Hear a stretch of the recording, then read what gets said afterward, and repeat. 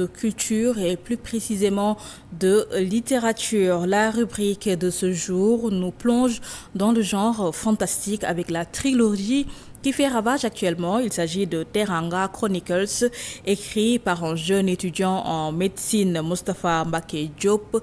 Ses œuvres sont ancrées dans les cultures et mythes africaines, mettant en scène une guerre ancestrale opposant djinns et des métamorphes lions avec les génies tutélaires de la ville du Sénégal, plutôt des villes du Sénégal. Adiara Bonardi Cissé nous plonge au cœur du fantastique africain. Regardez.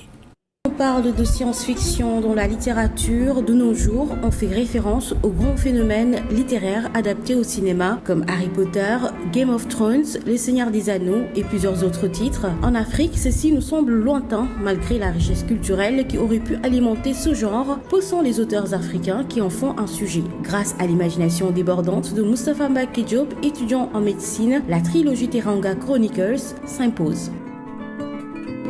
Avant cela, c'était juste des nouvelles assez courtes, à l'école par exemple, ou lors de concours littéraires qui étaient organisés. Donc j'en ai eu peut-être 2 ou 3 avant de me lancer dans cette trilogie-là, qui justement est inspirée d'une nouvelle que j'ai rédigée en classe de premier. Donc c'est un genre littéraire qui n'est pas véritablement exploré au Sénégal, en dehors des contes qu'on a pour les enfants. Donc c'était pour moi une manière d'utiliser en quelque sorte mes lectures, parce que je lis beaucoup de fantastique, je lis beaucoup de ces genres-là, et que je voyais qu'ils étaient très occidentalisés avec, si vous voulez, des vampires, des loups-garous, etc. Je me disais que cette littérature-là pourrait être adaptée un peu à notre contexte africain, à notre contexte sénégalais, avec ces créatures qu'on a à notre disposition, si vous voulez, qui sont les djinns. Donc je m'étais dit que j'utiliserais un peu ces créatures-là et j'essaierai de revisiter ce genre-là à ma propre sauce pour montrer que c'est possible de le faire. On a nos personnages principaux qui sont un peu plongés dans cette guerre, dans ce conflit-là, contre leur volonté, et qui se retrouvent un peu à la merci de ces djinns et également à la merci des génies tutélaires des principales villes de Dakar, à savoir Mamkoumba Bang, Bossé qui est à Kaolack, etc. Donc ils ont plein d'expériences, plein de choses qui leur arrivent dans cette intrigue-là.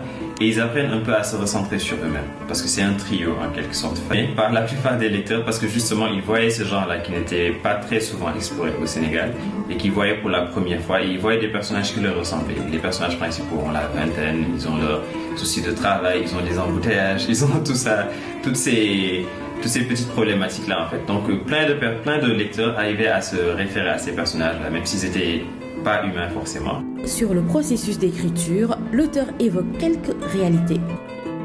Donc c'est surtout de ne pas trop se mettre la pression vis-à-vis de cette écriture, parce qu'il y a plein d'insécurités qui entourent un peu cette activité-là.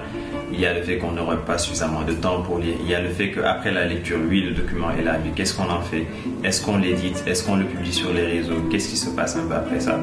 Mais c'est juste d'enjoy en quelque sorte ce moment-là, de prendre du plaisir à écrire, à développer ces histoires-là, tout en sachant que ces personnages, ces histoires-là parleront d'eux-mêmes. Ainsi Dieu venant, Mystérieux Larcin, Le Pernicieux Destin, la qualité narrative de l'auteur fait de cette trilogie un incontournable. Moustapha Mbacké Diop est un auteur sénégalais étudiant en médecine et passionné de lecture spéculative, de mythologie en tout genre et de films d'animation à ses heures perdues. Ses œuvres sont